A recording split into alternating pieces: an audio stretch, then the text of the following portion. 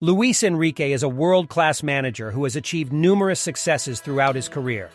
He was just chosen as the new manager of PSG Football Club.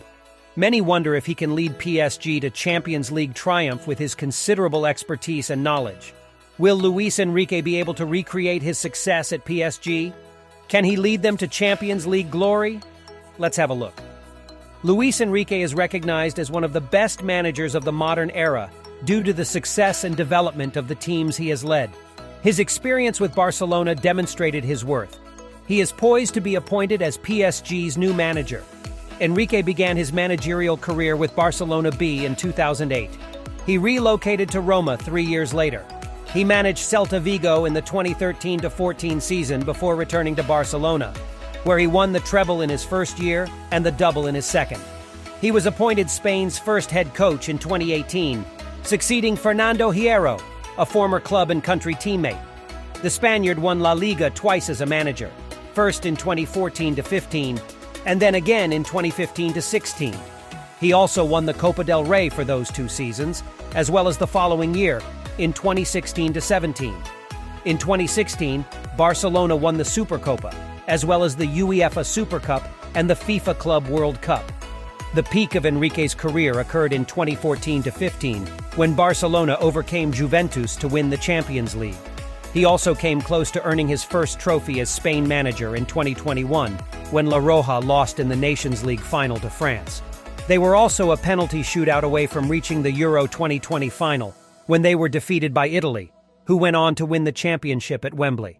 The Spaniard has been without a job since being fired as manager of the Spanish national team following an unimpressive World Cup campaign in Qatar last November and December. After talks with German leader Julian Nagelsmann fell through, PSG chose to prioritize the charismatic 53-year-old, whom it sees as a good fit for the role and the perfect man to succeed Christophe Galtier. Enrique's 3-year stint with Spain did not go as planned. His team departed the most recent World Cup after losing to Morocco in the last 16, following a promising European Championships in which his charges narrowly fell to eventual champion Italy in the quarterfinal. Despite the lack of glory, some players have complimented the manager for creating good foundations following Spain's recent UEFA Nations League final victory against Italy. His pedigree in club football is undeniable.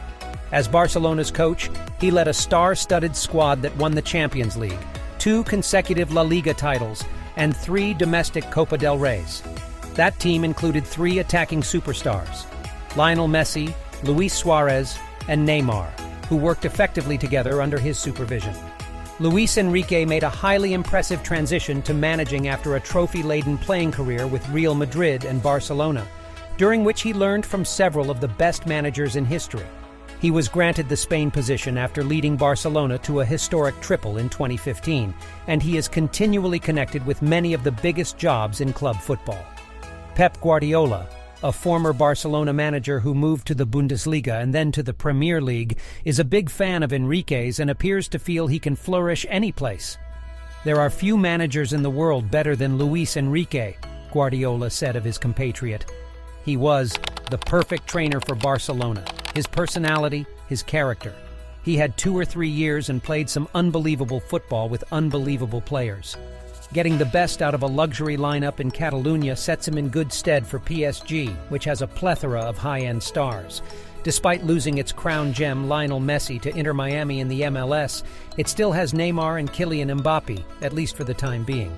Milan Skriniar, a Slovakian defender, and Manuel Ugarte, a Uruguayan combative midfielder, are 2 upcoming additions. However, Enrique will be the main character. PSG has had Qatari financial support for nearly a decade, but the club has yet to win a Champions League to build on their supremacy in France most seasons. Fortunately for PSG fans, Enrique could be just what the club needs.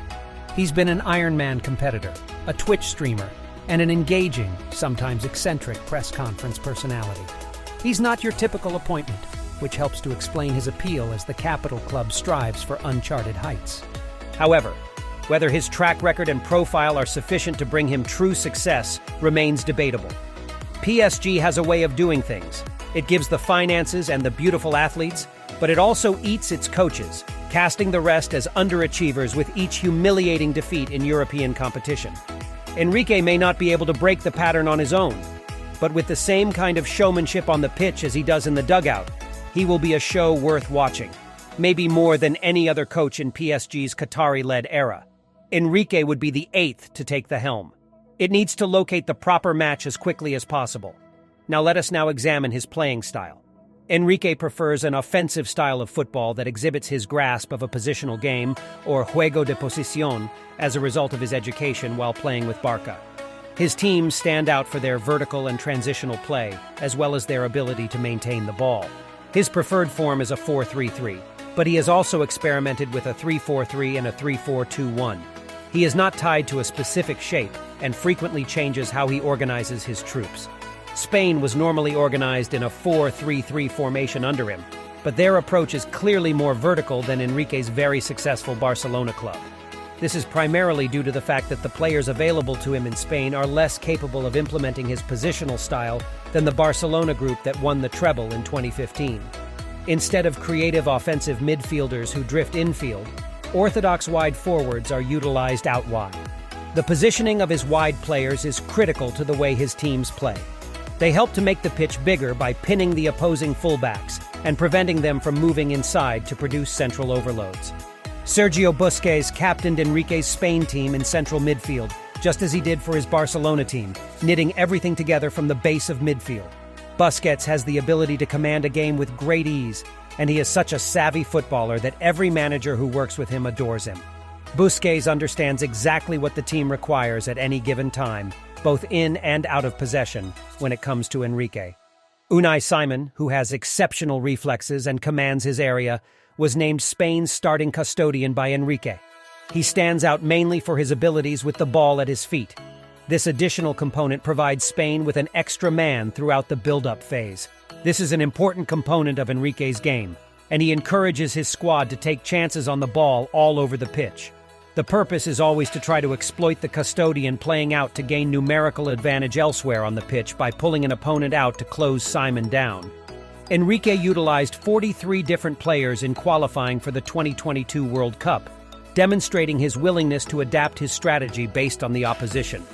Despite the devastating loss to Morocco, which eliminated his chances of adding to his collection of international silverware, he remains a top-tier coach and an appealing choice for Europe's elite clubs. It will be fascinating to see how Enrique handles the issue at PSG. The French team has consistently failed to live up to expectations in the Champions League and on the biggest stages. Furthermore, Kylian Mbappe's recent comments about not extending his contract have revived rumors about a possible move to Real Madrid. The dressing room appears to be divided as well, which Enrique must resolve before leading the team on the game. What are your thoughts on this? Will he be able to bring PSG success? Let us know what you think in the comments section below. And if you enjoyed this video, don't forget to like, share, and hit the subscribe button as well. We'll be back with a new video soon. Until then, bye.